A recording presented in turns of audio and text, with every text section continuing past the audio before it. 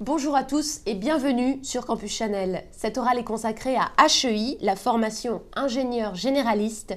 C'est un moment unique où vous allez pouvoir poser toutes vos questions franchement et juger de l'intérêt pour vous de ce programme. C'est du live, c'est vous qui avez le pouvoir, à vous de faire passer l'oral à HEI.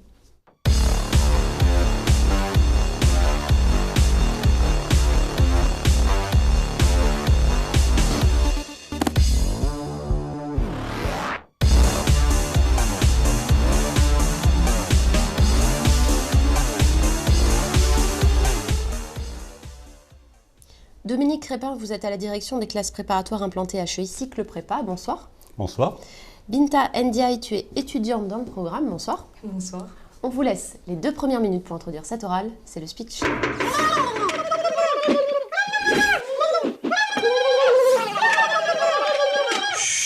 C'est à vous.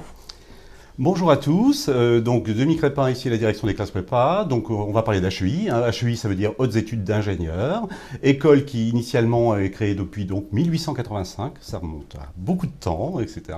Et donc qui a beaucoup de succès depuis quelques années et qui est toujours en mutation, bien qu'âgée, elle garde toujours une vue sur l'avenir et sur plein d'évolutions. Donc ses valeurs, si je puis dire, se résument en un mot qui veut dire share, donc c'est partager. Donc solidarité, honnêteté, adaptabilité, respect et excellence. Donc ça résume plein de choses et je trouve que c'est important de partager tout cela et on cherche à le faire partager à nos élèves. Donc je vais laisser la parole aussi à Binta, qui est élève. Bonjour, moi je suis étudiante en HEI 5, donc 5e année, 3e année de cycle préparatoire, troisième année de cycle ingénieur. Donc voilà, je suis prête à répondre à toutes vos questions et bienvenue. Ok, c'est parti. Vous connaissez les règles. Maintenant, on passe au face-à-face. Dernier manche. 15 ans. Mon rôle va être d'appuyer toutes vos questions pour faire en sorte que cette heure passée ensemble soit un véritable outil de décision pour vous. Mais c'est bien vous qui posez les questions et ça commence maintenant. Alors, je n'ai pas compris la différence entre la prépa de Lille et celle de Montpellier. Alors, je peux peut-être répondre à cela parce que HEI, comme je disais, s'est développé énormément. Donc, il y a il y a la classe préparatoire de Lille, il y a Montpellier et désormais qui va être à Nîmes parce qu'il y a un petit changement au niveau du rectorat local et de la région, etc., au niveau des investissements régionaux. Donc, ce qui se passe globalement, c'est que l'école se développe aussi dans d'autres classes préparatoires. Elle propose dans d'autres classes préparatoires à Orléans, à Maubeuge, à Montigny-lès-Metz, à Bordeaux, ce qu'on appelle des parcours sécurisés ouverts. Ça veut dire que les élèves sont en classe préparatoire, suivent le programme officiel de classe préparatoire et peuvent opter à un moment donné pour venir dans l'école HEI ou dans une autre école, mais en contrôle continu, sans passer les concours. Et ça, ils le font à un moment donné durant leurs 2 années de classe préparatoire. Montpellier, c'est un petit peu particulier puisque au départ, c'était pour HEI uniquement, puisque l'école HEI pensait s'implanter à Montpellier. Désormais, c'est l'école HEI et les écoles ICEN qui vont s'implanter à Nîmes. Et donc la classe préparatoire est plutôt fléchée pour ces 2 écoles. D'accord. Voilà. Donc Montpellier, on laisse de côté. Maintenant, ça va se être passe à Nîmes à échéance. Ok. Voilà. Et normalement, dès la rentrée septembre 2016. Salut Binta. Par rapport au lycée, le rythme est-il plus élevé? Qu'est-ce qui est le plus difficile pour l'adaptation? Donc salut, pour moi le rythme, il a été un peu plus élevé, normal parce que c'est une prépa, c'est une classe préparatoire. Donc voilà, le rythme a été beaucoup plus soutenu. Enfin, on a eu des horaires. Beaucoup plus soutenu à quel point? Au niveau des horaires, on va dire notamment, on va dire de 8h, après avec l'école et tout, on peut peut-être finir à 19h. Ok. Mais 19h en cours? 19h, non pas en cours, pardon, l'école. Les cours, ça finit à 17h. Ah, donc tu veux dire, on finit de les cours à 17h et après on travaille. Et après on a le travail, voilà. Okay. Sachant que, moi j'ai trouvé que c'était peut-être un peu moins difficile que le lycée parce qu'on avait beaucoup plus quand même d'entraide au niveau des profs, au niveau aussi des étudiants. Donc du coup, voilà, il y a peut-être beaucoup plus d'horaires, mais au niveau du rythme, ça va. Plus d'entraide, ça veut dire quoi exactement? Parce qu'au lycée, on a quand même, on est en groupe de 30, on est avec nos copains, ça va, on peut s'entraider aussi, non? Oui, mais en prépa, l'esprit qui a été développé à HEI, entre guillemets, c'est l'esprit famille. On avait aussi, entre guillemets, des tuteurs. On a des profs aussi qui sont là pour nous aider le soir. Enfin, moi, j'ai eu un peu de difficultés et tout au niveau de mes études et tout. Donc, du coup, j'ai eu plusieurs fois l'aide de plusieurs profs, notamment au niveau d'école, mais aussi en dehors d'école. C'est-à-dire qu'ils t'ont dit sur quel point, enfin comment ça s'est passé? On leur passe un coup de fil, on toque à leur porte de bureau? Non, on prend rendez-vous quand même. On prend rendez-vous? On prend rendez-vous, mais les profs sont très disponibles. En général aussi, ils sont à l'école aussi jusque tard le soir. Oui. Donc du coup, voilà, l'entraide, elle se fait au fur et à mesure, quoi. On frappe à leur bureau. On frappe à leur bureau, exactement. Et pour la deuxième partie de la question, donc c'était qu'est-ce qui était le plus difficile pour l'intégration? Est-ce que tu venais de la région? Non, je venais moi je suis originaire de Haute-Normandie, mais pour s'intégrer au final, on vient tous de milieux différents. À Lille, c'est rare qu'on a des personnes qui viennent vraiment de Lille. Oui. En général, on vient tous d'horizons différents. Donc au final, les week-ends, on les passe avec des gens de l'école. L'école, elle est aussi ouverte le week-end. On peut aller travailler tous ensemble. On peut aussi aller s'amuser aussi, il faut y penser. Donc voilà, au fur et à mesure, on s'adapte. Et Dominique, vous confirmez, il y a pas vraiment tant de gens de Lille que ça, de la région lilloise? Il y a 30% de région Nord-Pas-de-Calais-Picardie, puisque maintenant on associe les Picardie, et un bon 30% de la région parisienne élargie, et le reste c'est toute la France. Et quelques internationaux. Et là, de plus en plus d'internationaux d'ailleurs. Quelle proportion d'étudiants internationaux? Ça reste faible, sur une promo de 390 qui sont en première année, par exemple. On a environ une quinzaine de personnes qui sont dans les lycées français à l'étranger, des choses comme ça. 15, 20, c'est en train d'augmenter. Ça reste modeste, bien évidemment. C'est pas évident pour une mère, par exemple, turque, d'envoyer sa petite fille à 17 ans à Lille. Dans le Nord. Dans le Nord. Voilà, donc deuxième question. Je suis maman d'une jeune fille, actuellement en terminale S. Pourriez-vous m'en dire plus sur le suivi que vous accordez à vos élèves, notamment au niveau de l'orientation? Alors, il y a deux questions là-dedans. Il y a d'abord le suivi. Comme le disait Binta, je pense qu'effectivement, les professeurs sont très disponibles quant au suivi des élèves et une grande motivation à faire réussir en classe préparatoire les élèves et les faire passer en année supérieure. Est-ce que vous avez des échecs pour les deux premières années? On a toujours un petit peu d'échecs, forcément. Et la première année, je dirais que ça peut monter à 10-12% d'échecs sur des gens qui ont mal peaufiné, si je puis dire, leur orientation. Il y en a qui partent en médecine, il y en a qui partent faire des études de droit, etc. Donc c'est des gens qui arrivent là en classe préparatoire pour devenir ingénieurs et qui finalement n'avaient pas vraiment réfléchi. Donc c'est un manque de maturité par rapport à leur projet professionnel. Et justement sur la partie orientation, qu'est-ce que vous pouvez leur apporter comme outil pour les aider? L'orientation déjà, ils ont de la chance d'être dans ce qu'on appelle une prépa implantée dans une école d'ingénieurs, c'est-à-dire qu'il y a tous les grands, si je puis dire, qu'ils rencontrent à travers le sport ou d'autres activités dans l'école et à qui ils peuvent poser toutes les questions sur ce qu'ils font, pourquoi ils ont choisi telle filière ou tel domaine en cycle ingénieur, qu'est-ce qu'il y a comme possibilité. Donc il y a plein d'échanges au sein de l'école. Après la terminale, en maths sup, on est en communication, on peut l'être en tous les cas, c'est facilité avec des élèves qui sont dans le cycle ingénieur. Mais ça c'est plutôt informel pour le coup, c'est pas vraiment vous qui travaillez particulièrement. Voilà, ça c'est déjà, mais c'est un point important, d'accord, parce que c'est aussi des jeunes qui parlent aux jeunes et ça passe très très bien de ce fait-là. Ensuite par ailleurs, il y a aussi des choses qui sont des rencontres avec des cadres, ça c'est une chose qui est réalisée au niveau de la maths sup ou de la maths P. C'est-à-dire vous faites venir des On fait venir d'anciens élèves ou des élèves qui ont des fonctions très différentes et qui viennent parler de leur entreprise, des fonctions, de leur évolution de carrière, etc. On fait venir, ils font aussi des visites d'entreprise un petit peu parce que certains ne connaissent pas du tout le tissu industriel. Dès la prépa intégrée? Comment? Dès la prépa. C'est en prépa que ça se fait ça en général. Et on a aussi les stages, si je peux me permettre, les stages qui permettent aussi de s'orienter au maximum. Entre guillemets, le stage ouvrier, qui on va orienter soit vers le bâtiment, soit vers le secteur pharmaceutique, soit vers un peu tous les secteurs. Qui permet aussi de découvrir. Et en plus, ce stage, la majorité, à plus de 80%, les élèves font leur stage en fin de première année, en fin de maths sup, j'entends, bien évidemment, en prépa, et à plus de 80%, alors les autres 20%, c'est ceux pour lesquels la priorité, c'est peut-être de faire de l'anglais, parce qu'ils ont un niveau en anglais pas terrible, donc on leur dit, il faut mieux aller faire de l'anglais que d'aller faire un stage ouvrier, c'est la priorité. Aller faire de l'anglais, c'est-à-dire aller faire des cours? Aller faire un stage d'anglais à l'étranger, etc., important, ou qu'on organise au sein de l'école aussi durant le début des vacances scolaires. Donc ça, c'est une chose aussi qui est organisée, et l'expérience du stage ouvrier, pour ceux qui la font en fin de première année, il y a le retour d'expérience. là aussi, ils vont en discuter au retour des vacances, vont échanger. Les professeurs de formation humaine, disons, ont ça comme sujet durant leur deuxième année aussi, etc. Donc là, il y a une maturation qui se fait et petit à petit, on commence à mieux définir parce qu'on peut avoir fait un stage ouvrier dans un domaine qui ne plaît pas du tout. Oui, c'est ce que j'allais vous dire. Au final, le stage ouvrier, c'est un essai, mais ça ne veut pas forcément dire qu'on va pas forcément travailler dans ce domaine-là ultérieurement, c'est évident. Justement, j'avais fait dans l'industrie pharmaceutique et au final, je me suis orientée vers le BTP. Donc au final, ça n'a rien à voir et j'adore ce que je fais et je ne regrette pas pourtant ma première expérience qui m'a permis de faire un peu de manuel et de voir un peu...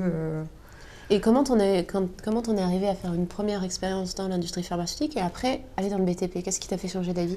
Je sais pas, je me suis dit c'était un challenge en fait le BTP d'y aller. Donc après c'était moi-même en fait quand je voyais des bâtiments, quand je voyais des grues, je me dis en fait c'est un projet concret. Que là par exemple je ressors d'une expérience de 1 an et demi où j'ai fait une année de césure aussi. J'ai construit mes bâtiments, je sais que si dans 10 ans je retourne dans la ville en question, et je vais toujours voir mes bâtiments dans 10 ans, dans 20 ans et ainsi de suite. Et donc du coup, c'est quelque chose que je vois de concret, j'adore voir des grues, j'adore voir pourquoi je me suis spécialisée. Voilà. Et du coup, tu as pu compter sur un soutien de l'équipe pédagogique au moment où tu t'es posé cette question-là, parce que tu as quand même fait le grand écart entre les deux. Est-ce que tu es allé voir quelqu'un de l'administration ou tu t'es dit non, pas besoin, je fonce Je suis allée voir, en fait on a des présentations de domaine, donc du coup, à la base je m'étais intéressée à la chimie. Donc il y avait la présentation de domaine chimie et il y avait la présentation de domaine BTP. On va voir un peu partout quoi. Oui. Et donc du coup, je me suis orientée. La présentation de domaine, c'est des intervenants qui expliquent leur métier, les responsables de domaine. Et c'est fait également en fin de maths spé, ça d'ailleurs, en fin de deuxième année, où on présente les domaines, etc. Ça permet de découvrir tous les secteurs d'activité. Les élèves font leur parcours en fonction d'un peu des hésitations qu'ils peuvent avoir. Donc les responsables de domaine, en fait, c'est les responsables au sein de l'école qui dirigent une spécialité. Et puis comme l'école est généraliste, elle propose 14 domaines. Donc ça, c'est aussi intéressant et ça permet justement de dire de ne pas fixer son choix, d'autant plus que son choix, on doit le définir en milieu de première année de cycle ingénieur. Voilà. Autre question qui est presque sur le « Bonjour, je suis sûr de vouloir me spécialiser en génie civil ». Ça, c'est pas mal. Il faut peut-être faire comme Vita, peut-être changer aussi après et partir en pharmacie, on ne sait jamais. Et je me permets, si votre école n'est pas trop généraliste pour moi, contrairement à l'ESTIS, où on peut faire du génie civil dès la première année. Alors, les CTC. Ouais, comment? Les CTC. Les CTC, pardon, j'ai mal prononcé, je suis désolé. Pas de souci. Et donc, l'école est généraliste, certes. Elle a ce que j'appelle toujours des colorations au niveau des deux dernières années de cycle ingénieur. Je voudrais dire quand même que c'est la plus grande... Vous dites coloration, c'est-à-dire c'est pas des spécialisations? Si, quand même. Mais enfin, bon, j'aime bien appeler le terme de coloration, parce que je trouve que ça correspond vraiment, parce qu'on continue à faire d'autres matières. Je peux rentrer dans le détail du nombre d'heures de spécialités qui sont données. Sans rentrer dans le détail, globalement, il y a quelle proportion des cours consacrés à la coloration, si vous voulez? À peu près, les 3/4, à partir de la deuxième année de cycle ingénieur et troisième année de cycle ingénieur, surtout la deuxième où ça se fait. Ok, donc on a encore un quart de cours de tronc commun. Voilà, c'est ça. D'accord, approximativement. Ok. D'accord. Alors donc là, par rapport à cela, effectivement, école généraliste, mais je voudrais dire quand même que c'est une des plus grosses écoles de BTP en France. Au niveau des effectifs, parce que je crois qu'ils sont plus de 100 en BTP, en bâtiment travaux publics. Ils sont également presque 100 aussi en bâtiment aménagement architecture. Donc ça fait des promos 200.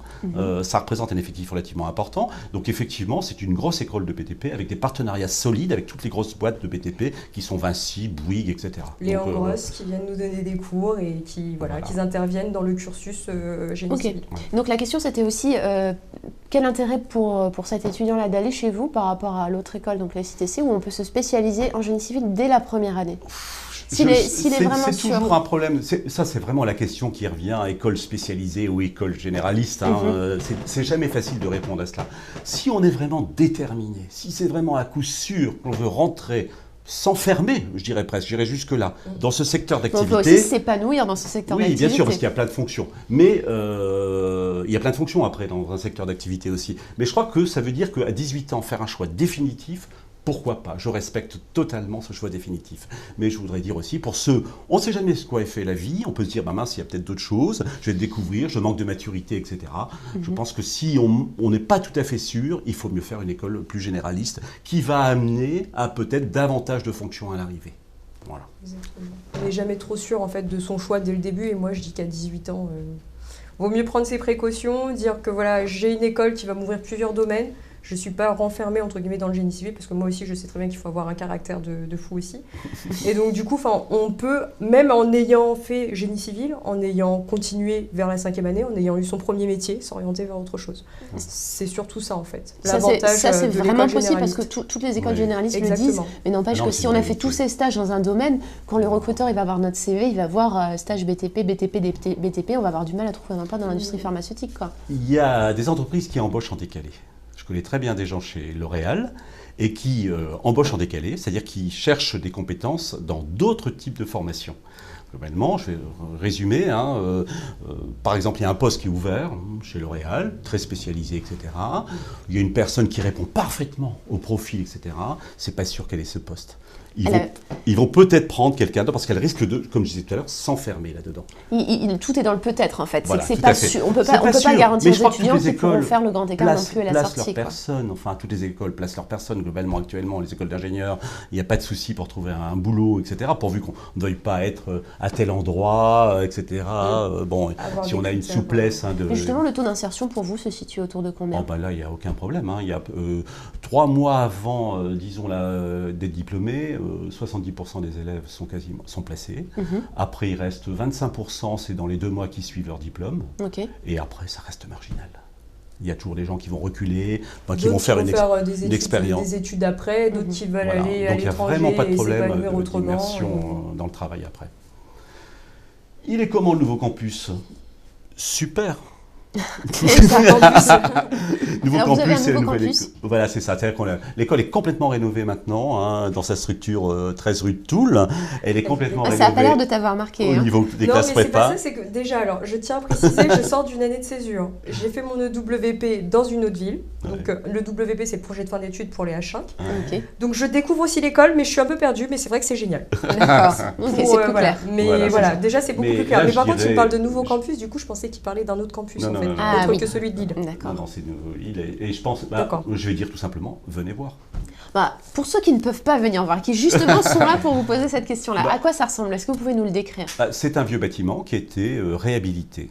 D'accord. Donc, c'est-à-dire qu'on trouve les structures anciennes, mais complètement dépouillées maintenant, et une cour intérieure qui était une cour intérieure du bâtiment, qui est maintenant couverte, une sorte d'atrium géant, etc., qui permet aussi d'avoir toutes les circulations, sorties de secours, etc., à l'intérieur de cette cour intérieure. Donc, ça a un effet à la fois s'appuyant sur l'ancien, et très modernisé aussi. Donc le campus est vraiment au centre-ville de Lille? Ah oui, tout à fait. Ouais. À côté de la Cato, il y a plein d'écoles, il y a à peu près 26 000 étudiants sur le secteur. D'accord. Voilà. Est-ce que le fait, je te pose la question Binta, le fait d'avoir un campus en centre-ville, c'est pas un inconvénient pour la vie de promo par rapport à des campus qui sont situés en banlieue, un campus à l'américaine où on a des salles de sport, des piscines, on fait toute sa vie sur le campus. Là, on est au cœur d'une ville, une grande ville en plus, donc on a tendance à sortir. Est-ce que du coup, on n'a pas tendance à se disperser un peu? Non, du tout. Je pense qu'au final, on a les moyens, entre guillemets, d'aller ailleurs si on veut faire vraiment des... On peut parler autant que soirée, on peut parler comme salle de sport aussi. On sort aussi en salle de sport. L'école nous donne les moyens de nous fournir des bus, d'être, donc du coup on fait un petit trajet, mais c'est jamais trop loin en fait. Le fait de sortir, du coup il y a des groupes qui se forment, on n'est pas tous ensemble, on loge pas tous ensemble au même endroit. Par contre, on loge quand même tous ensemble, entre guillemets. On a plusieurs résidences qui sont au sein même du campus. Il y en a beaucoup des résidences et donc du coup en général on se retrouve quand même soit entrechevillés rarement, mais il y a toutes les écoles autour aussi, toute l'université catholique, au final on se retrouve plus tous ensemble quand même. Donc la plupart des étudiants d'HEI logent en résidence? Donc il y a une partie qui loge en résidence, d'autres qui ont commencé en résidence. Donc en général, quand on est en prépa, quand on rentre en première année de prépa, on commence en résidence. Ensuite, on se fait nos amis, du coup, on prend des colocations. Voilà, après, c'est un choix de vie. D'autres qui vivent tout seuls parce qu'ils ont envie de vivre seuls. Donc, mais est-ce que le campus est vraiment un lieu de vie? Est-ce que les étudiants restent tard le soir? Est-ce qu'on fait vraiment sa vie sur le campus? Oui, on est en plein cœur de Lille, donc oui, bien sûr.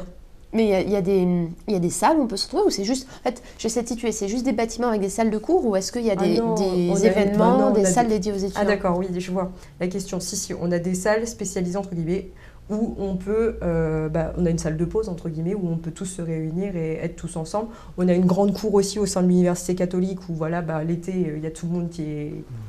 au sein de la cour. On a les locaux aussi du bureau des sports, du bureau des élèves, etc., qui sont là à ce moment-là, qui vivent toujours, si je puis dire, parce que ce sont eux qui en sont responsables. Et sinon, l'école ferme vers 22h en général. Au niveau des classes prépa, On a c'est accès à avec un 21h30 badge globalement, mais Ok. voilà. Et il y a toujours du monde à 22h? Ah, bah, ça dépend. Ça Ça dépend des dépend. périodes d'examen. Exactement. C'est un peu ça, ouais. Pour être très franc. Est-ce que l'école place ses étudiants en stage? Alors, bah, la même réponse, en général, je crois autant que l'élève se débrouille, parce que c'est d'abord faire un CV, je crois que toutes les écoles vont répondre à cela, ça me paraît normal, hein, il faut que l'élève se débrouille, utilise son relationnel, etc. Mais Mais l'école reçoit des parce- propositions de parce stage que et on les- dépanne. Parce que l'élève se débrouille, c'est souvent en fait l'élève qui a la bonne famille, les bons voisins Oui, qui va oui. bénéficier de piston, et l'élève qui n'a pas tout ça, bah, il se débrouillera moins bien forcément. Oui. Quoi. Mais il vient au service des stages après, etc. Et l'école propose à ce moment-là, et reçoit des propositions de stage. Et quelquefois, on n'arrive pas à satisfaire toutes les entreprises qui proposent des stages. Donc, pour vous dire, donc effectivement, la première règle, c'est de dire débrouillez-vous, mais après, on est là derrière au cas où. Voilà. Linda, tu as eu des échos dans ta promo de gens qui ont eu du mal à trouver un stage? Non. La plupart du temps, les gens trouvent leur stage assez rapidement. Oui. Moi, personnellement, sincèrement, j'ai pas de connaissances externes. Donc, dans le bâtiment, je connais personne. J'ai mis mon CV, j'ai posté peut-être... mon CV qui était plus ou moins garni. J'avais fait une expérience à l'étranger. Ok. Voilà, plus le stage ouvrier. Et j'ai été quand même prise assez rapidement, en moins de 3 mois. Donc, je pense que, voilà, on peut quand même se débrouiller par soi-même. Et je pense que c'est quand même beaucoup mieux de se débrouiller par soi-même plutôt que de faire jouer les connaissances. Toi, tu as fait ton stage dans quelle entreprise exactement? Léon Grosse. Léon Grosse, oui, Ouais. dont tu parlais tout à l'heure. Et c'était quel type de mission? Du coup, j'ai fait assistant conducteur de travaux. Donc, quel type de mission? Au début, j'ai fait quand même découverte un peu. Je suis allée quand même au niveau des banches et tout. Je sais pas si ça parle à ceux qui écoutent au niveau des travaux publics, mais en gros, j'ai fait un peu style stage ouvrier. Et ensuite, par la suite, j'ai fait des maîtrés. Par la suite, on m'a donné un peu plus de tâches, quoi. Et donc, du coup, j'ai fait de la planification, j'ai fait du suivi tout corps d'état, jusqu'à la livraison du chantier. Donc, du coup, là, je viens de livrer le chantier et je viens de revenir en cours. Ok. Voilà. On passe à la question experte.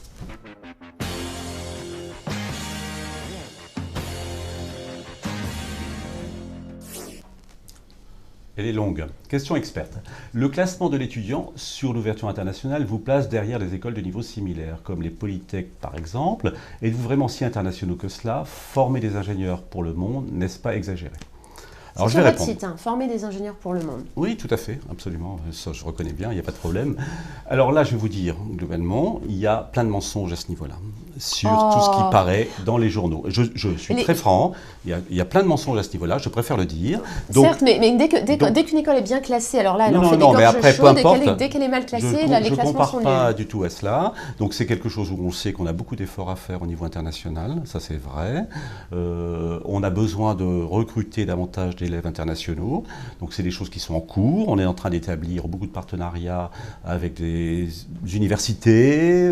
Donc on a une prépa à Dakar aussi. On a des partenariats avec des universités qui vont arriver en Chine, etc. Donc il y a ça, beaucoup de c'est pour développement. attirer les étudiants internationaux, mais pour vos étudiants français qui veulent partir à l'étranger, qu'est-ce que vous proposez? Là, il y a beaucoup d'universités partenaires. Il y en a 150 universités partenaires. Et les étudiants ont l'obligation, de toute façon, de partir à l'étranger, soit pour faire un stage, soit pour faire une période, disons, d'immersion dans une université, une période académique, on va dire. Et la plupart des étudiants font plutôt stage ou plutôt échange? C'est moitié-moitié, je dirais, actuellement. Moitié-moitié. Ceux qui font avant, entre guillemets, qui ont réussi à faire le stage avant, du coup, ils partent pas à l'étranger après. Moi, c'était mon cas. Et ceux qui ont, à la dernière minute, se disent que voilà, j'ai pas fait ma mobilité, en général, ils vont s'orienter vers un semestre à l'étranger. Quand tu dis ça, on a l'impression d'une contrainte. On se dit, faut que j'évacue la contrainte de l'international assez vite. De partir à l'étranger, c'est jamais assez simple. Voilà, du jour au lendemain, on quitte tout, entre guillemets, on se dit, voilà, on est 3 mois en dehors de la famille, en dehors de tout. Donc, c'est jamais assez simple. Certains étudiants, voilà, ils sont très famille et tout, donc du coup, ils veulent rester, garder leurs habitudes. Oui. Donc, du coup, voilà pourquoi, entre guillemets, ils tardent un peu. Mais ça peut être vécu comme étant une contrainte.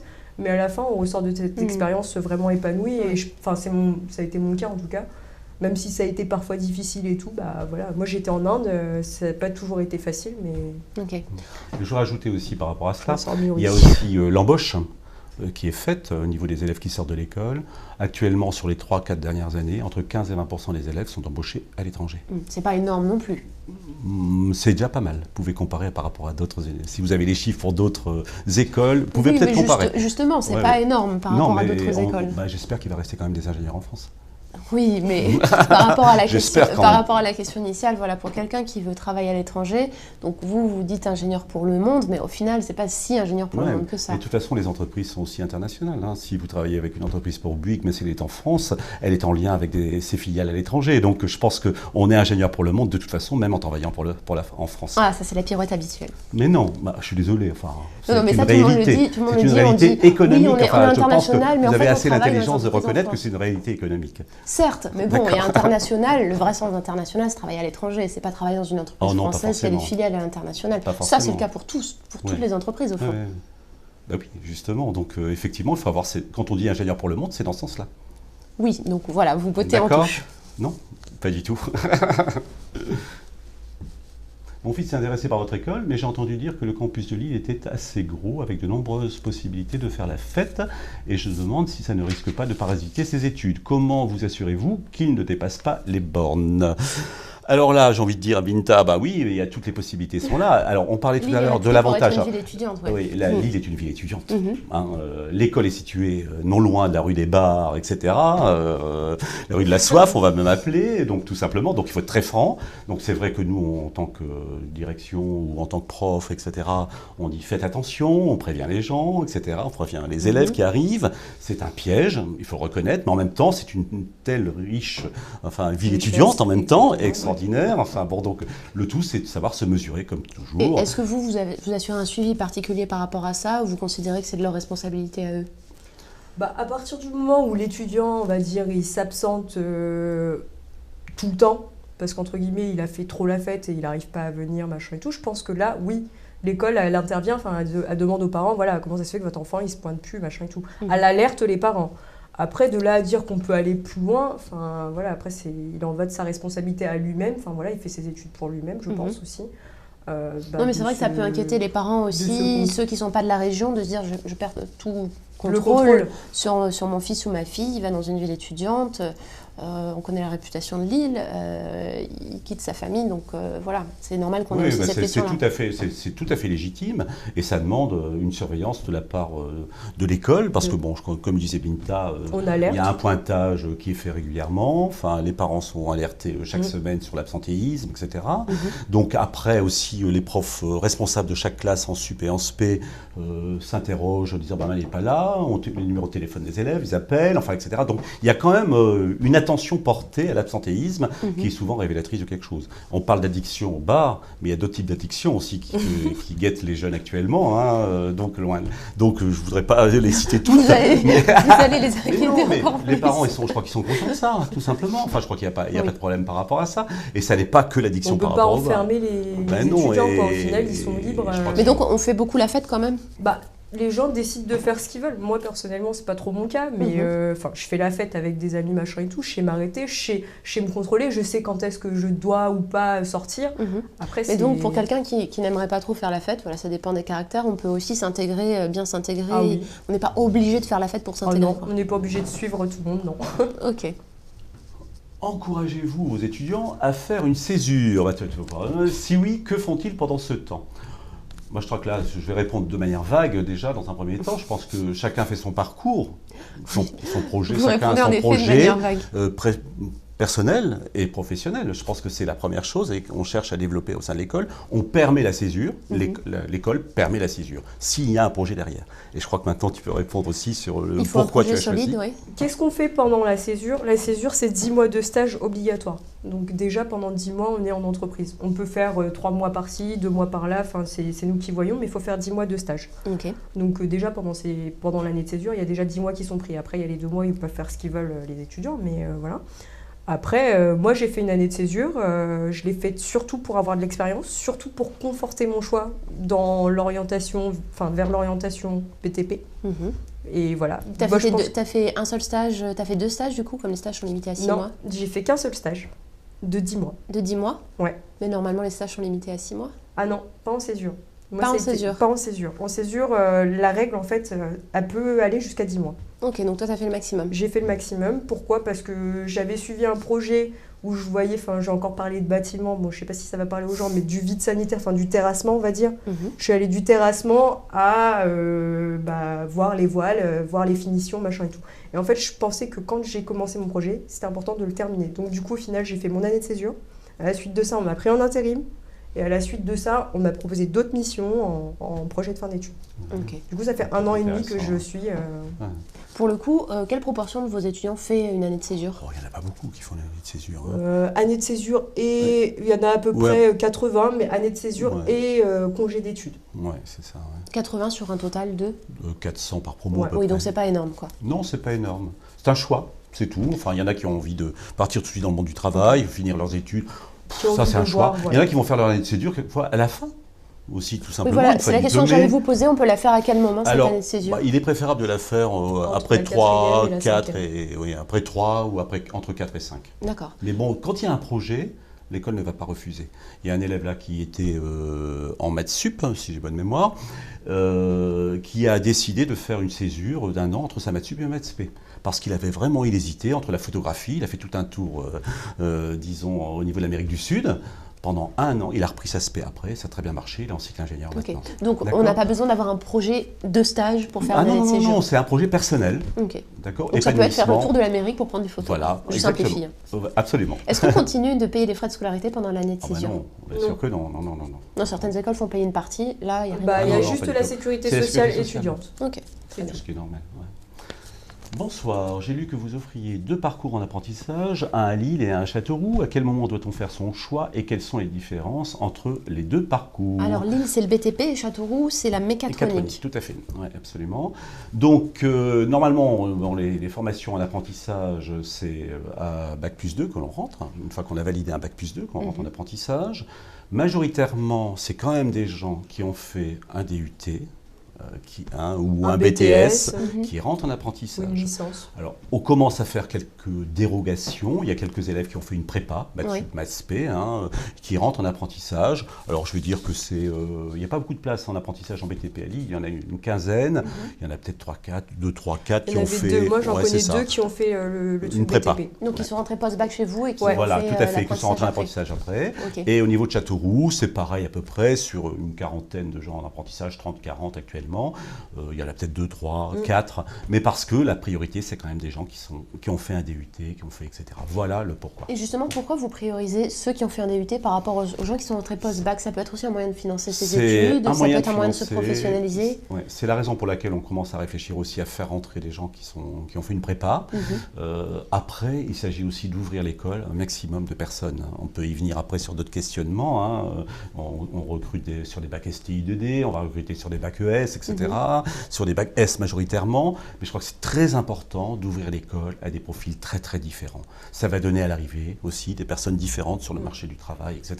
Donc voilà ça, l'apprentissage, c'est plutôt un moyen d'entrée pour les personnes qui n'ont pas fait un DUT, qui ne sont pas entrées post-bac. Voilà, tout à fait, absolument. Okay. D'accord. Alors, je n'ai pas un super niveau d'anglais et je voudrais savoir s'il est possible de suivre des cours en anglais pour progresser. Merci de votre réponse. Alors, je voudrais dire qu'il y a une épreuve d'anglais maintenant au concours, tout simplement, donc une petite épreuve pour voir un petit peu le niveau, etc. Ensuite, on fait quand même un gros effort au niveau des classes préparatoires en anglais, puisqu'on fait des groupes de niveau. Donc ça, avec des groupes qui sont, parce qu'on a des classes de plus de 50, en anglais c'est pas viable, donc c'est des classes qui sont à 15, 20, 21, donc par des groupes de niveau, donc on fait déjà un gros effort. La personne qui bosse déjà pendant ses cours d'anglais, c'est déjà pas mal. Ensuite, on propose à la fin donc, de l'année, je l'avais dit, en fin de maths sup, un stage qui peut être réalisé au niveau de l'école, etc. Donc, et ce stage-là, c'est un stage payant en plus? C'est un stage payant en des plus, frais de tout à fait, parce que les autres élèves n'ont pas à payer pour ceux qui ont ce petit défaut, si je puis dire. Okay. D'accord. Et il y a beaucoup de gens qui le font, ce stage, qui ont des difficultés en anglais, là, cette année, je crois que chaque année, il y a environ une cinquantaine d'élèves sur 350, grosso modo. Est-ce qu'on peut suivre aussi, hormis les cours d'anglais, des cours en anglais? Oui, bien sûr, puisque maintenant il y a 2 sup et une SP au niveau des classes préparatoires où une partie des cours de sciences est en anglais. D'accord, donc on suit des cours de sciences en anglais? Absolument, et donc j'ai des profs en physique, en chimie, en mathématiques qui, au niveau de 2 sup et une SP, et donc l'embauche des professeurs maintenant va aller vers ça, c'est-à-dire qu'ils ont la possibilité aussi d'enseigner une partie de leurs cours. Parce que là, pour le moment, c'est une minorité des cours, c'est quelques cours par-ci par-là. Oui, c'est ça, tout à fait. Oui. Mais c'est déjà pas mal, puisqu'il y a un prof de physique en sup et un prof de... Ils font 50% de leurs cours, un prof de maths et un prof de physique, 50% de leurs cours en anglais. Okay. Ce qui est déjà pas mal parce que l'horaire de physique et de maths est relativement important. Voilà. Et donc ça, les élèves en sont ravis en fin de compte. Et on n'a pas plus de demandes que cela au niveau des élèves quand on fait la demande. Les élèves ne sont pas forcément très friands des cours en anglais, Voilà, mais n'empêche que ça aide bien à progresser aussi. Ça aide bien à progresser et puis ça permet de satisfaire aussi une partie des élèves qui veulent rentrer dans l'école. Est-ce que les ateliers Adicode sont équipés d'imprimantes 3D? Je voudrais aussi savoir s'ils sont en libre accès ou non. Merci d'avance. Alors pour ceux qui ne connaissent pas, est-ce que vous pouvez nous expliquer en quoi ça consiste déjà, je vais essayer d'expliquer ça. Vraiment, c'est une nouvelle façon, une nouvelle pédagogie. Globalement, c'est quoi ces ateliers? Ces ateliers, ça rassemble des étudiants, des entreprises, un animateur bien évidemment, et des clients éventuellement de l'entreprise. Sur des projets qui sont donnés par l'entreprise, des projets concrets. L'entreprise a un travail à faire, elle voudrait avoir une créativité, une séance de créativité sur quelque chose, faire évoluer tel produit, tel autre, etc. Donc ils demandent de venir travailler. Donc les étudiants sont par groupe en général, travaillent donc avec l'entreprise, etc., comme je le disais. Et ensuite, donc, le but c'est d'amener, donc c'est une grosse séance de créativité, de telle sorte à arriver à un nouveau produit, un nouveau concept, une nouvelle évolution. Alors, quand on a besoin de matérialiser, quand on est arrivé assez loin à la suite de ces séances et qu'on est capable de sortir un prototype, oui, il y a ce qu'on appelle des Fab Labs à côté, donc fabrication laboratoire, voilà ce que ça veut dire, et équipés d'imprimantes 3D qui permettent de réaliser des prototypes. Et donc c'est pas systématique, c'est pas pour les ateliers Adicode, on ne va pas à chaque fois aller jusqu'au prototype. Pas forcément, ça dépend ce que l'entreprise va réclamer, puisque on en est à peu près à plus de 100 projets d'entreprise maintenant qui sont livrés chaque année. Et là, on est en train de développer encore un autre atelier là cette année qui va s'ouvrir. Binta, toi, tu as déjà participé à ces ateliers? Non. Pas encore. Pas encore. Parce que c'est nouveau, Non. bah oui. Et moi, comme je vous dis, j'étais pas là. Ouais, depuis voilà. 1 an et demi, j'étais pas là. Ça, vous l'avez lancé il y a combien de temps et ça les premiers ateliers, ça fait 1 an et demi maintenant. Donc, et là, ça se développe énormément et c'est en train de vivre à fond, quoi, globalement. Et ça, on y a accès à partir de quel moment de la scolarité? C'est surtout en cycle ingénieur, quand on a des projets d'entreprise, les EWP par exemple, Eleven Week Project. Mais je l'ai fait en entreprise. En entreprise, donc ceux qui sont à l'école, etc.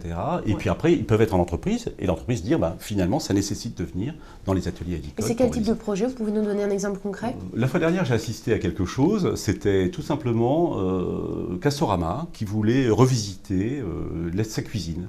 Tout simplement, dire, parce que vous savez bien que l'espace est de plus en plus réduit dans les immeubles, qu'il fallait optimiser, et donc c'est quoi le plan de travail, c'est quoi les installations d'une cuisine, etc. Et donc on est arrivé d'abord avec du découpage et tout ça, les prototypages un peu rigolos, quoi, si je puis dire, avec des plans de travail qui se surélèvent, etc. Enfin des choses complètement un peu folles. Donc c'était là Castorama qui voulait faire évoluer justement son concept d'installation de cuisine. Okay. Tout bêtement. Voilà un exemple. Très donc bien. j'ai assisté à une partie de cela pour voir un peu comment ça se passait. Et c'est intéressant parce que c'est un côté ludique. Et ça plaît énormément aux élèves parce que il y a du concret aussi derrière. Il y a le travail avec l'entreprise. Et c'est une autre façon de travailler. Et il y a de temps en temps, quand on a besoin aussi, on fait intervenir des élèves de plusieurs écoles. Il y a déjà eu des projets justement où il y avait les écoles aussi d'archi, où on a des partenaires en école d'archi, etc. Des élèves qui étaient des écoles d'archi, des élèves qui étaient d'écoles de gestion, etc. Parce qu'on a besoin de plein d'idées différentes. Okay. Voilà. On passe à la question décalée. Très inquiétante et troublante énigme que cette question. Question décalée. Pardonnez-nous, mais Ingénieur pour le monde, ça nous fait sérieusement penser au titre d'une chanson de Francis Lalanne. D'accord. Du coup, on vous laisse choisir l'hymne de HEI. Quelle est votre chanson culte? Oh là là, moi j'ai pas de voix. Vous n'êtes pas obligé de la chanter, vous pouvez nous donner le titre aussi. Ah là là là là, c'est vraiment une question décalée. Est-ce qu'il y a un hymne Barbara, de HEI? C'est Barbara, moi. L'ange, près d'un lac, etc. Je m'étais endormi. Cécile en régie nous dit L'aigle noir. Mais oui. Près d'un lac, je m'étais endormi. Elle est très belle cette chanson. J'adore cette chanson et j'ai adoré Barbara. J'ai eu la chance d'aller la voir en concert. C'est magnifique. Ah, ça, je vous crois. Voilà, J'aime beaucoup Barbara aussi. J'en pleurais. Bon, l'hymne de HEI, l'aigle noir. Moi, je sais pas. C'est un peu sombre du coup. C'est pas ça pour l'hymne de HEI, bien sûr. Est-ce que dans vos soirées, vous avez... Enfin, pour le coup, toi, t'es pas très soirée. Je suis mal tombée avec ma question.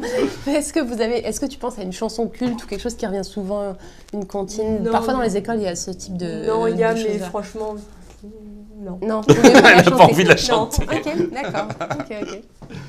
Bon, quel est le salaire d'embauche de vos diplômés et dans quel secteur les retrouve-t-on le plus? Alors, si j'ai pas de mémoire, 35-37 000 euros pour les gens qui sont embauchés en France et 45-47 pour ceux qui sont embauchés à l'étranger. Ok, très bien. En Voilà, plus, vous avez fait la distinction parce que c'est vrai que parfois les salaires il y à a quand même l'étranger font tout à monter, fait, font tout à monter fait. la Donc, il y a moyenne. une différence. Ok.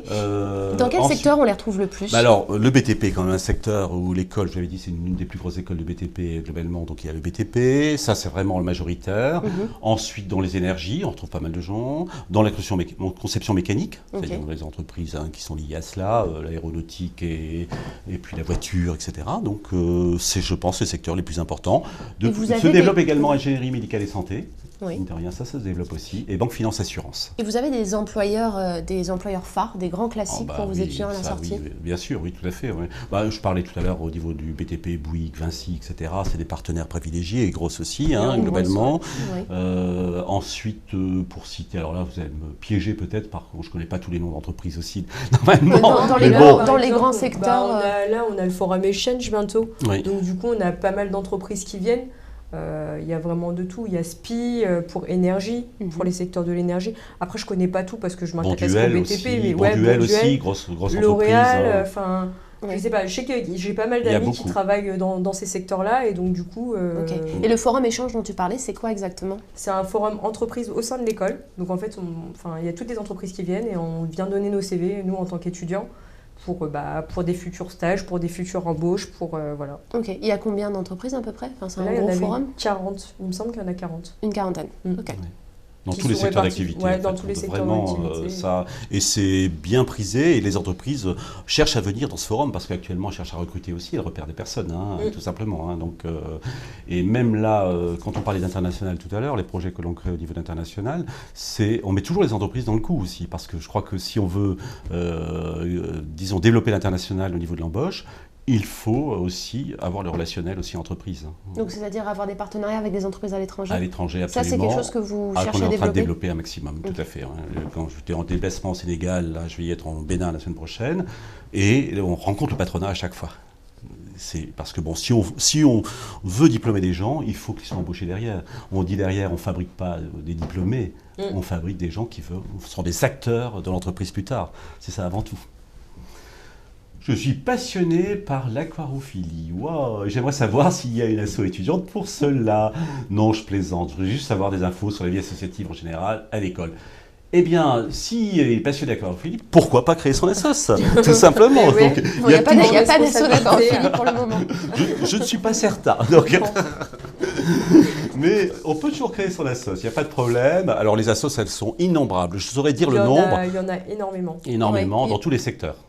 Innombrables, c'est-à-dire c'est 50, 100, 150 Je pense que c'est 150 à peu près, ouais, tout à fait. Ah oui, les associations sportives, entre le culturel, le sportif, le scientifique, l'événementiel. Et c'est varié, ouais. Il y a l'humanitaire, tout ça. Enfin, il y en a vraiment énormément. Et il y a des événements qui sont organisés par ces associations dans l'école régulièrement? Il y a une grosse journée. Il y a une journée pour intégrer ces assos-là. Ouais. Il y a une journée en début d'année qui est faite. Après, ils font leur pub aussi via des tracts au niveau de la... Mais est-ce qu'il y a des événements, des événements spéciaux organisés par des associations? Il y a une méga journée où toutes les assos sont là présentes. C'est au mois de mai-juin, je ne sais plus exactement. Et qu'il y a l'élection du BDE ensuite, et du BDS en fait. Donc il y a une grosse prépa. Et une grosse journée sportive en fait, où il y a du sport, des ballons gonflables, il y a de tout. Du sport et des ballons gonflables. Voilà. La vie étudiante, quoi. Voilà. Mais donc, c'est vraiment important, toi qui es étudiante dans cette école, est-ce que tu sens qu'il y a une grosse scène associative ou est-ce que finalement, on peut faire sa route sans faire partie d'une asso, sans trop toucher aux assos Ah non, c'est important d'en faire partie déjà au moins une fois, une année. C'est une obligation en plus. Oui. Parce que vous obligez à faire partie d'une association. Ça fait partie, c'est pour ça qu'il y en a beaucoup aussi également, donc elles vivent et elles se passent le relais d'ailleurs, parce que chaque assos après recrute ses équipiers pour l'année suivante, etc. Enfin, c'est très intéressant de voir tout ça. Et c'est une obligation d'avoir. Alors, ça peut se faire dans l'école, mais ça peut se faire aussi ailleurs. À l'extérieur. À l'extérieur, d'accord. Donc, c'est pas forcément une asso de l'école. Non, tout à fait, mais majoritairement, les élèves le font au sein de l'école.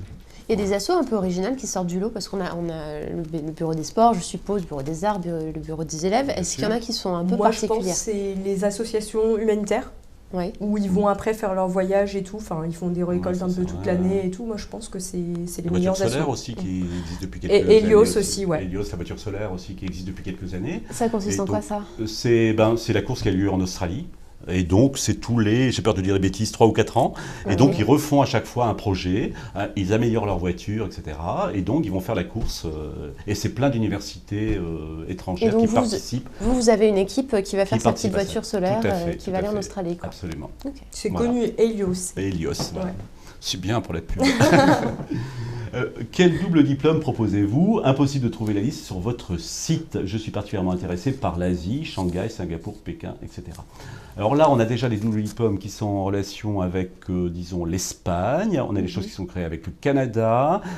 Beaucoup de choses en cours là, qui vont bientôt être signées. L'Asie, je sais qu'il y a notre directeur général du groupe HEI, Saïsen, qui est allé en Chine et qui est revenu avec des signatures au niveau de plusieurs universités, globalement. Mais donc là, pour le moment, vous ne savez pas si c'est double diplôme ou échange, comme c'est oui, il y a des doubles diplômes qui existent déjà avec l'Espagne. Okay. Donc il y a pas mal de choses qui sont en signature de double diplôme. Donc pour les doubles diplômes, Espagne et Canada aussi, vous disiez? Canada aussi, tout à fait. D'accord. Parce que si l'étudiant n'a pas trouvé la liste, du coup... Tout à fait, c'est pour ça que c'est des choses, c'est tout à fait normal que la liste est en cours d'élaboration et c'est en cours de signature. Donc il y a pas mal de choses qui sont en train de se développer à ce niveau-là. Mais ça sera à partir de quelle rentrée, du coup? Oh bah là, dans 1 an et demi, il y a des choses qui sortent. Hein. D'accord. Beaucoup d'ailleurs. Ouais. Et Et après, un double diplôme qui est assez particulier aussi sur un projet que je suis aussi, c'est avec le bachelor. C'est-à-dire qu'on essaie de créer avec des universités étrangères, parce que pour l'instant, on a beaucoup de partenaires. Mais c'est surtout de l'échange étudiant. Je pense qu'à un moment donné, il faut approfondir un peu nos partenariats et il faut aller vers des choses plus sur une dizaine, quinzaine dans le monde de partenaires, mais plus sophistiqués. C'est-à-dire, globalement, avoir vraiment des doubles diplômes avec ses partenaires et avoir une sorte de bachelor déjà, commun, validé des deux côtés. Et après, les élèves peuvent venir soit en France faire leurs études, 2 années, soit aller à l'étranger, faire aussi 2 études. Et donc le bachelor, ça serait un nouveau programme, carrément. Ce serait un nouveau programme conjoint. D'accord, donc le bachelor, c'est un nouveau programme. Pour ce programme-là, vous avez des pistes? Beaucoup de pistes et des choses qui sont en train de qui vont sortir. Pour l'instant, il n'y a rien. Il y a des doubles diplômes il y a au niveau du l'Espagne, cycle Canada. ingénieur. Tout à fait. D'accord. Voilà. Bonjour, quelle matière regardez-vous en priorité dans le dossier d'un candidat? Pour l'instant, je n'ai pas cartonné les maths, mais je suis pas mal en SVT et physique. Est-ce que ça peut suffire? Donc, évidemment, les maths ont un coefficient quand même, mais la physique, etc. Et on regarde surtout les progrès. Bon, alors, ce qu'il faut aussi, c'est évoluer. On regarde les appréciations. Vous regardez les progrès, c'est-à-dire que si on part avec au début, 11, et puis après on monte, etc. Au niveau des choses qui vont sortir au moment où on aura l'évaluation, globalement, c'est-à-dire au mois de mars. C'est à ce moment-là, mars-avril, qu'on évalue. Donc là, il y a le 2e trimestre qui apparaît dans les bulletins. Et puis on regarde aussi pas mal les appréciations des professeurs, parce qu'on peut avoir raté à un moment donné, et puis on tient compte aussi de l'évaluation.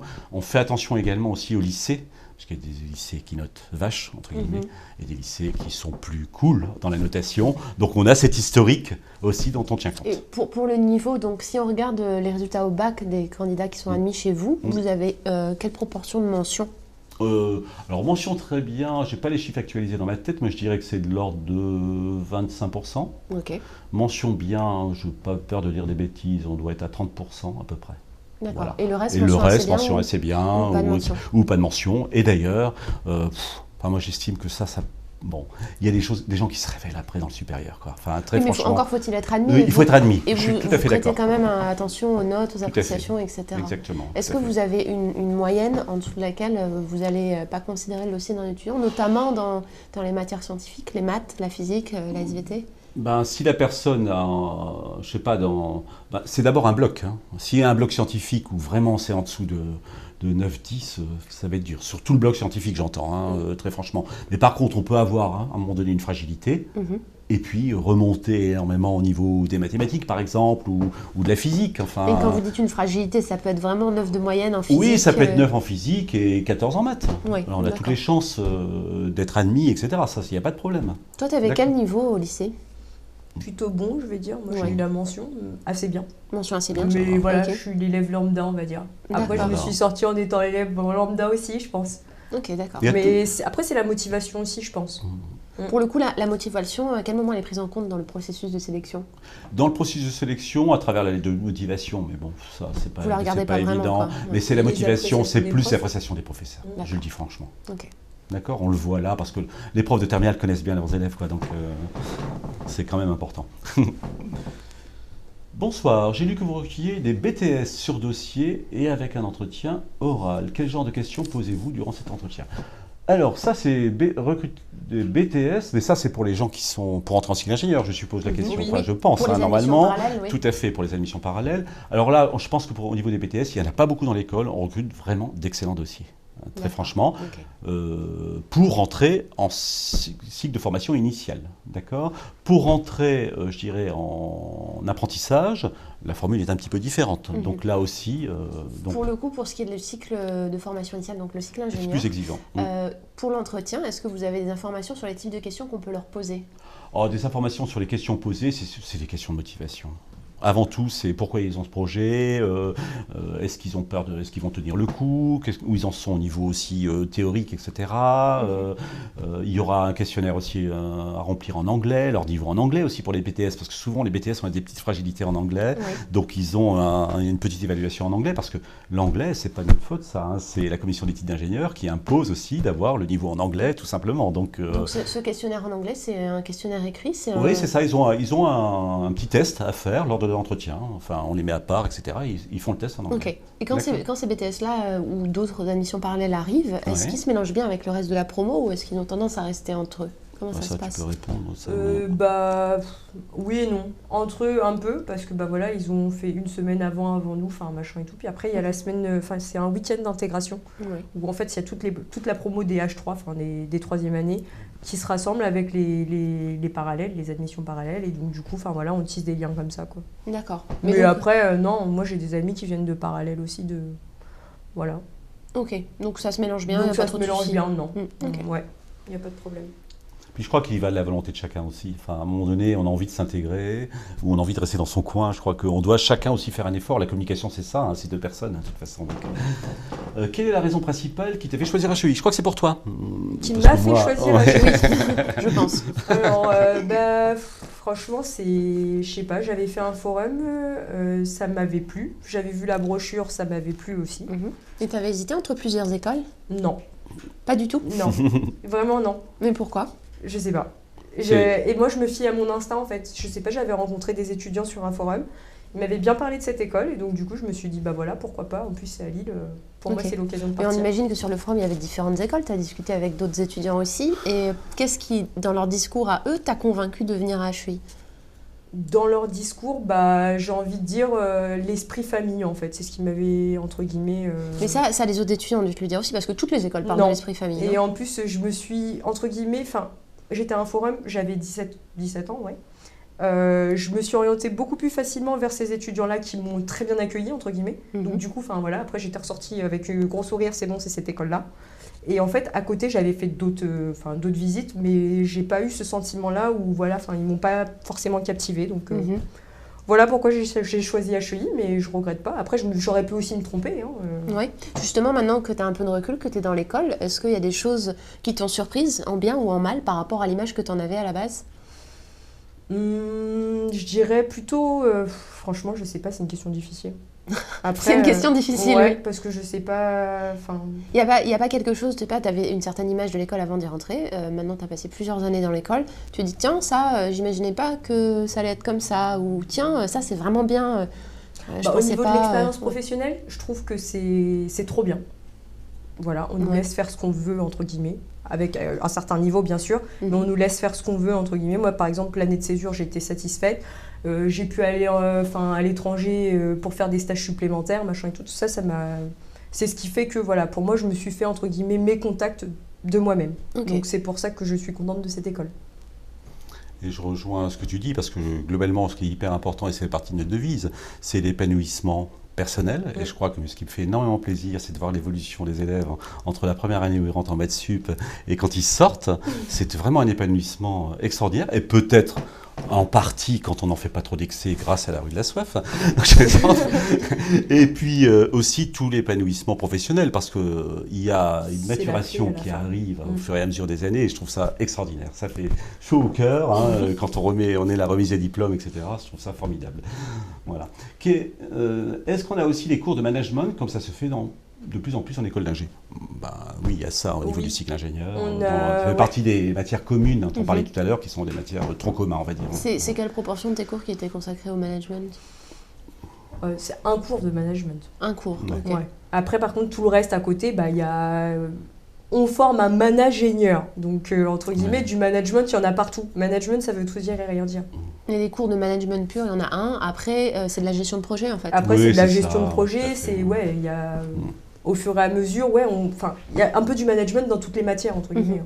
Pour le coup, c'est vrai que c'est à la mode le managingenieur, ou peu importe comment on l'appelle. Il y a certaines écoles d'ingénieurs qui font aussi des doubles diplômes avec des écoles de commerce. Vous insistez pas trop sur l'aspect managérial à proprement parler? Si, parce que je pense que on insiste. À chaque fois, ça fait partie des fonctions qu'ils ont pour, je sais pas, plus de la moitié d'entre eux. Après, on devient manager, entre guillemets. Il y en a pas mal qui ont ces fonctions-là derrière. Il y en a peu qui sont là vraiment dans des fonctions très techniques.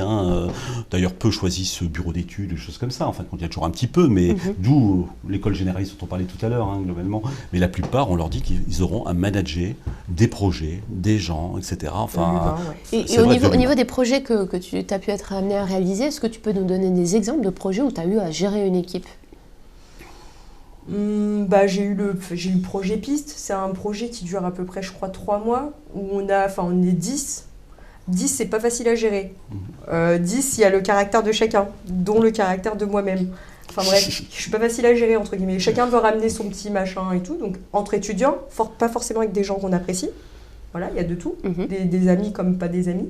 Et donc, du coup, ça fait partie, entre guillemets, de la formation à part entière de l'élève. C'est quoi ce projet Piste? Qu'est-ce qu'on fait?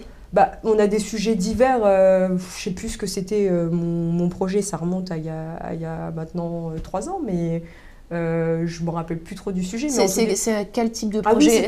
C'était l'aménagement d'un camping-car autonome et adaptable. Entre guillemets. D'accord. Et donc, du coup, en gros, il fallait tout faire en un. Et en gros, c'était le camping-car de la survie où on voyageait, et puis vivre avec ses ressources. Donc voilà, après, ça allait un peu dans tous les sens et tout, mais on a réussi à ramener ça. Après, on a des profs aussi qui sont là aussi pour nous remettre aussi vers le droit chemin, machin et tout. Mais donc ça, c'est dans le cadre d'un cours, c'est pas quelque chose qu'on va faire pour une entreprise. C'est pas là, par exemple, sinon, je peux vous parler de ce que j'ai fait moi. Là, actuellement, je suis en projet de fin d'études. Mon projet, c'est d'optimiser la levée des réserves. Les réserves, si ça ne parle pas aux gens, c'est tout ce qui est malfaçon, entre guillemets, dans un bâtiment. Et comment optimiser pour arriver au zéro défaut, pour livrer un logement au zéro défaut. Donc là, forcément, j'ai eu à, entre guillemets, gérer des gens autour, à part entière, tous mes corps d'état et tout. Et au final, j'ai ma petite expérience. Et donc, ça, c'est ton projet de fin d'études? C'est-à-dire que tu gères une équipe pour ton projet de fin d'études? Comment ça se passe? Ouais, parce qu'au final, là, j'étais en contact avec tous les... Mais pour de vrai, c'est concret, entre guillemets, parce que j'ai pas droit à l'erreur, entre guillemets. Ça fait 1 an et demi que j'y suis, mais là, j'ai eu les 3 derniers mois pour optimiser, proposer une solution à l'entreprise, une solution qui fonctionne, pour pas arriver au zéro défaut, parce que ça n'arrive pas, mais on va dire pour arriver au moins de réserves possible. Et ces projets de fin d'études, c'est toujours en fonction d'une problématique d'une entreprise? En général, oui. En général, tout à fait. Ouais. Tout à fait. Ou bien, de temps en temps, nous, école aussi, on peut avoir besoin. Là, on est dans pas mal de développement au niveau international dont on parlait tout à l'heure. De temps en temps, on propose un projet aussi à des étudiants pour nous aider à faire ce développement. Ça arrive aussi, bien évidemment. Donc, l'école peut proposer quelques sujets aussi de temps en temps. Le réseau HEI fonctionne bien ou pas? Franchement. Le réseau alumni. Voilà, alumni HEI. Les alumni. Est-ce que toi, tu as eu des contacts avec les anciens? Oui. De toute façon, vous savez quoi, quand on postule à un poste, en général, on dit c'était l'école de ma fille. Ma fille, elle a fait cette école-là. Moi, j'ai rencontré, par exemple, un des directeurs de l'entreprise où je travaille. Je disais, HEI, machin, là, c'est pas trop connu. Hein. Je pensais que c'était pas connu. Et au final, il m'a dit, écoutez, je suis directeur de cette école-là et ma fille, elle a fait cette école-là. Donc, c'est un plus. Je suis directeur de cette école-là. Je suis directeur de cette entreprise-là. Ah, donc ma d'accord. fille a fait cette école-là. Ok, je me disais, tu aurais été au Ouais, courant si Non, tu avais travaillé en et donc du coup, au final, je me suis retrouvée en disant, bon, bah d'accord. Ok, et votre fille, c'est qui? Le monde est très petit. Hein. J'étais dans le sud de la France et finalement, sa fille, en fait, elle était dans ma promo. Sauf que moi, j'ai fait mon année de césure. D'accord. Donc, ça fonctionne bien. Il y a vraiment un réseau des anciens qui est actif et qui fonctionne. Qui est de plus en plus actif. Et en plus, il y a des petits rendez-vous, je dirais, il y a des rendez-vous parisiens, il y a des rendez-vous lillois, lyonnais, Lyon, ouais. etc., bordelais, donc dans les grandes villes de France. En Il y a des petits rendez-vous qui sont proposés, souvent avec une thématique. Une fois, j'étais invité à un rendez-vous à Bruxelles aussi, parce qu'il y a pas mal d'HUI sur Bruxelles, le Luxembourg, et avec une thématique à chaque fois qui est intéressante, qui développe, et puis ensuite, après, une occasion de se réunir et de se retrouver, etc. Et pour les élèves qui sont dans l'école, c'est à eux aussi de profiter de ce réseau alumni et d'aller voir. On est invité souvent à ces rencontres. Voilà. Et après, c'est encore à l'étudiant de se décider à y aller. Quelque part, oui, il doit être un peu moteur aussi à un moment donné. Hein. Ça fait 1 heure qu'on est ensemble. Déjà. Je vais vous laisser quelques mots de conclusion si vous voulez ajouter quelque chose très brièvement. Ouais. Très rapidement, merci d'abord de nous avoir accueillis. Je vais dire aussi à tous les élèves qui nous regardent et qui nous écoutent et qui vont regarder maintenant, donc faites un bon choix, parce que je crois que c'est important pour votre avenir. Vous rentrez dans l'enseignement supérieur et je crois que faut s'orienter un peu votre carrière à partir de ça. Faites un bon choix, venez nous rencontrer si possible, allez visiter les sites d'école, les choses virtuelles aussi qui existent. Prenez contact avec des anciens, parce que je crois qu'ils sont toujours disponibles pour cela. Et puis, n'hésitez pas à écrire, à avoir un contact peut-être près de chez vous, etc. Parce que la rencontre, comme tu l'as dit tout à l'heure, fait beaucoup de choses. Et aussi profiter de l'opération essai, qui a lieu le 9 février, il me semble, et le 12 février. Voilà. Donc, c'est 2 jours en immersion totale au sein de l'école. Il y a les profs, il y a les étudiants. Voilà, rien de mieux que d'aller sur place et de voir un petit peu avec nous et nous rencontrer. Très bien. Et au niveau des internationaux, je peux faire des Skype aussi avec des lycéens qui sont dans les lycées comme ça à l'étranger. Ok, voilà. C'est noté. Merci à tous les deux. Merci. De rien. Et merci à vous d'avoir posé toutes ces questions. Vous avez fait passer l'oral à HEI. On se retrouve bientôt pour un nouvel oral sur Campus Chanel.